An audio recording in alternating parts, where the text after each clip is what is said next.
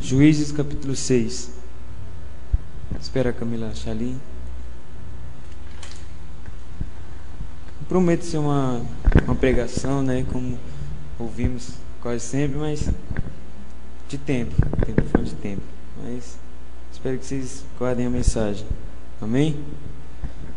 Eu vou ler um negocinho que na minha Bíblia tem aqui no começo, né? Que fala que vamos ler hoje. Vamos meditar hoje. Os israelitas desobedeceram a Deus e por isso ele deixou que os midianitas os dominassem durante 7 anos. Aí Deus libertou seu povo por meio de Gideão e a terra ficou em paz durante 40 anos. Gideão disse que é a pessoa menos importante da sua família, a mais pobre da tribo de Manassés, mas Deus usa a fraqueza humana para mostrar a sua força e o seu poder. Amém? Que novamente, né? Israel desobedece, começa a vacilar demais. E Deus, né, ficou triste e deixou o povo dominar ele. Mas o personagem que vamos ver hoje é o Gideão, um cara, cabra macho mesmo, servo de Deus, que foi muito usado. Nós vamos conhecer um pouco de Gideão. Versículo 16 vai falar bem. Então o anjo do Senhor veio e sentou-se debaixo de um carvalho que havia perto do povoado de Ofra. Esse carvalho pertencia a Joás, que era da família de Abiezer. O seu filho Gideão estava malhando trigo no tanque de pisar uvas, escondido para que os midianitas não o encontrassem. Então o anjo do Senhor apareceu a ele e disse: "Você é corajoso, e o Senhor está com você." Gideão respondeu: "Se o Senhor está com o nosso povo, por que está acontecendo tudo isso com a gente? Onde estão aquelas coisas maravilhosas que os nossos antepassados nos contaram que o Senhor costumava fazer quando nos trouxe do Egito? Ele nos abandonou e nos entregou aos midianitas." Então o Senhor Deus ordenou a Gideão: "Vá com toda a sua força e livre o povo de Israel, os midianitas. Sou quem está mandando que você vá." Mas Gideão respondeu: "Senhor, como posso libertar Israel? A minha família é a mais pobre da tribo de Manassés e eu sou a pessoa menos importante da família." Mas o Senhor disse: "Você pode fazer isso porque eu ajudarei. Você esmagará todos os midianitas como se eles fossem um só homem." Esse foi Gideão, filho de Joás. Aqui, Israel, ele fala que o povo se escondia nas montanhas, né? Medo dos midianitas. No versículo 2: os israelitas se escondiam dos midianitas em cavernas e em outros lugares seguros nas montanhas, porque os midianitas eram mais fortes do que eles. Os midianitas eram mais fortes do que os israelitas. Aí eles, com medo, se escondiam nos buracos, nas cavernas, para não ter eles. No versículo 5 aqui, eu sublinho algumas coisas mais importantes, bem bacana. Os midianitas eram tantos que eram como se fossem as areias do mar. Ele e os seus camelos eram tantos que nem dava para contar. Vinham para destruir a terra e o povo de Israel não podia com eles. Então os israelitas pediram socorro a Deus, o Senhor. Pois então, como eu estava falando, os midianitas eram muitos para os israelitas. Eles se escondiam em cavernas e com isso, naturalmente, eles pediram socorro para Deus novamente. E é o que a gente faz. Quando a gente está na crise, está ruim, a gente pede ajuda para quem? O cristão, ele pede ajuda para Deus, primeiramente, quando não dá mais. E foi o que eles fizeram, pediram ajuda. Deus, ajuda a gente aqui, está ruim o negócio, não estamos aguentando mais. E Deus levantou Gideão, o cara temente a Deus. Mas quando o anjo foi falar isso para ele, Deus, mas eu sou o menos importante da minha família. Sou nada, Deus. Não, mas você é corajoso, eu quero você. Ele de novo, não, Deus, mas é o que a gente faz muitas vezes. A gente às vezes a gente se acha autossuficiente. Deus, mas eu não consigo, Deus, eu não sei fazer isso. Eu não sei fazer isso. Mas não, você é capaz sim, porque eu estou com você. Você pode fazer isso, porque eu ajudarei. Você esmagará todos os midianitas como se eles fossem um só homem. Deus levantou Gideão. Ele sabia que ele era o menos importante. Ele sabia do seu medo. Ele sabia de tudo isso. Mas Deus quis Gideão. Gideão foi abençoado. No capítulo 7 ele me fala como que eles derrotaram. Quando eu li esse capítulo assim, eu fiquei maravilhado, cara. Muito fera mesmo. Eu tenho um jogo lá que eu gosto de jogar muito, é Home Total War lá, negócio de guerra. Quem conhece essa passagem vai saber que eram muitos, eles conseguiram juntar muitos israelitas. Ele levantou muitos homens para lutar contra os inimigos lá, esqueci o nome dos caras, os midianitas. Eles conseguiram levantar muitos homens. Aí Deus fala uma coisa muito legal. Muita gente. Aí vocês ganham e vocês vão achar que foi por vocês mesmos que conseguiram. Não, eu quero mostrar meu poder para vocês. Aí Deus faz aquele negócio, faz aquela peneira os caras. Olha, quem tiver com medo vai indo embora. Pediu, falou, ó, quem tiver com medo pode ir embora. Liberou. Foi muita gente embora.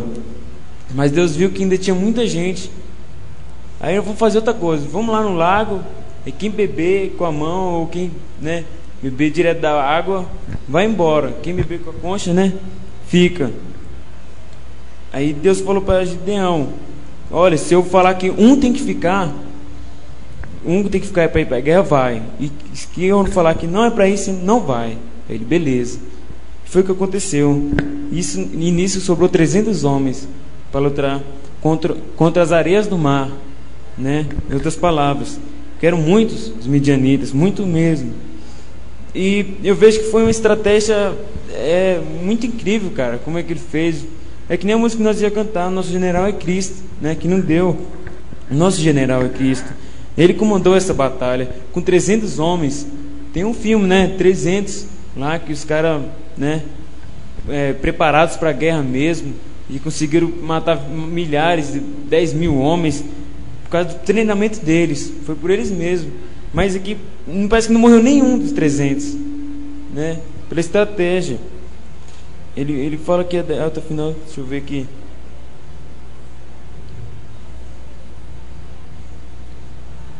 Ele pegou ele de surpresa. Foi na noite, né? Mas antes disso, Gideão faz outra coisa. Ele derruba o altar de Baal e da deusa lá. E ele é reconhecido como bem aqui, ó, Jerubaal. Ele é reconhecido como Jerubaal, porque ele derrubou o altar lá de Baal. Lá os caras ficam doidos. Quem foi que fez isso? Fica doido lá atrás de Gibeão. Aí ele ficou Jerubaal.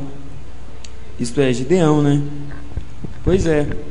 Aí Deus, cara, vai lá, fez uma tática lá, cara, que eu fico pensando assim: poxa vida, velho, como é que pode, cara? Que estratégia. Ele pegou o povo, deu uma corneta para cada homem, né? Que ao meu comando vocês toquem as trombetas. Os caras tá à noite dormindo tranquilo, sossegado lá, os exércitos já pensando na vitória de amanhã. Israelitas lá, tá fácil, é nós, vai dar nós. Mas não foi o que aconteceu. Com 300 homens, cara, Israel conseguiu mandar todo mundo embora. Morreu várias pessoas, porque eles no desespero se matavam assim mesmo. Matavam assim. E eles venceram com 300 homens, cara. Eu fiquei assim: caraca, velho, como Deus pode ser tão grande assim, cara? Ele é poderoso mesmo para fazer isso, cara. Você veja só, tem psicológico nisso, tem muito psicológico nisso, estratégia, é muita coisa, cara. Os israelitas estavam sofrendo há muito tempo, 7 anos, não é? 7 anos nas mãos dos caras, se escondendo. E quando eles vinham, eles devastavam eles. Quando pegavam eles, achavam eles, matavam gado, não sobrava nenhum animal para eles. Sofriam mesmo, cara. Mas por quê? Eles vacilavam. Não é porque Deus quis, vocês... Não, é porque eles vacilavam, eles procuravam aquilo.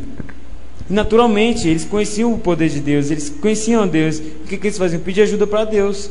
E aqui é o que acontece agora. A gente conhece o amor de Deus, conhece o seu poder, e vacila. Aí tá no Barney, tá no sofrimento, pede ajuda para quem? Para Deus, é claro, né? Deus, nossa misericórdia é imensa, Ele nos ajuda. Levanta alguém, usa alguém para nos trazer a Ele, para nos trazer a vitória, não é mesmo? E Deus levantou Gideão, um cara simples, cara normal, pai de Joás. Deus levantou Gideão, menos importante da família dele. Deus capacitou ele, abençoou ele, usou ele como instrumento, como arma nas tuas mãos. Ele foi vitorioso, cara, porque ele confiou em Deus. E apesar de ele, duvidar aqui, se é tu mesmo, faz isso aqui e tal, isso aqui, de manhã eu vou acordar e se tiver é você mesmo. Aí ele foi, acordou, estava lá. Aí ele faz, mas Deus, me desculpa, mas eu tenho que fazer de novo, para acreditar que é você mesmo. Aí ele faz outro teste, e o que ele falou aconteceu, Deus fez. E ele, caraca, é Deus mesmo, cara, é Deus mesmo. Ele duvidou um pouco, mas Deus mostrou para ele que Deus estava com ele, né? E é incrível, é muito legal isso, porque ele foi qualquer pessoa. E aqui fala um negócio bem legal que eu achei aqui. Gideão aparece na lista dos heróis da fé.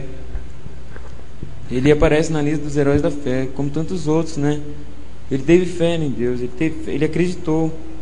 Apesar de ele ter tido com medo, ter andado com medo, Deus abençoou ele, estava com ele, ajudou ele, capacitou ele. E Deus, Ele quer nos capacitar, Ele quer nos ajudar, quer que a gente consiga nossa vitória. Vitória de quê? Contra a carne, contra nossos inimigos, contra as coisas que venham contra a gente, que nos afastam da presença de Deus, não é mesmo? Deus, Ele quer nos capacitar. Ele sempre está com seus ouvidos atentos ao nosso pedido, ao nosso socorro. Possamos andar com Cristo mais, não fazer que nem Israel fez, sempre ficar vacilando.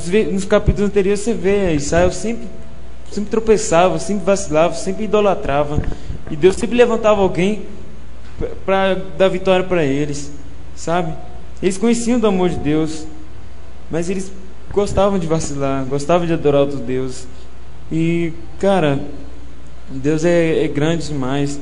Ele foi misericordioso com Israel, levantou Gideão para ajudar Israel, e ele conseguiu a vitória, porque Deus ajudou ele.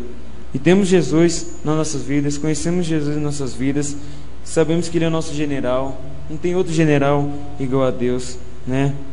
E é isso, querido, que possamos ser usados como Gideão foi usado, né? Precisamos estar atentos, não ficar botando obstáculo.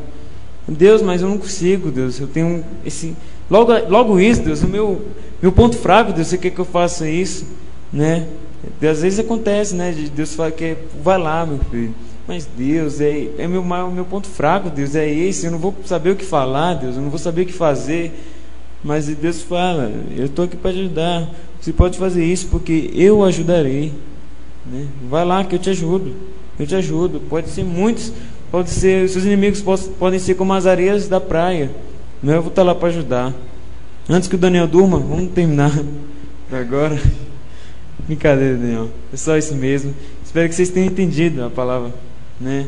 Eu gostei muito dessa passagem. Foi bem bacana. E é bom a gente ler essas coisas porque a gente reconhece o poder de Deus, né? Sabe que Ele é poderoso. E é muito fera o que Ele fez, o que Ele faz por nós, né?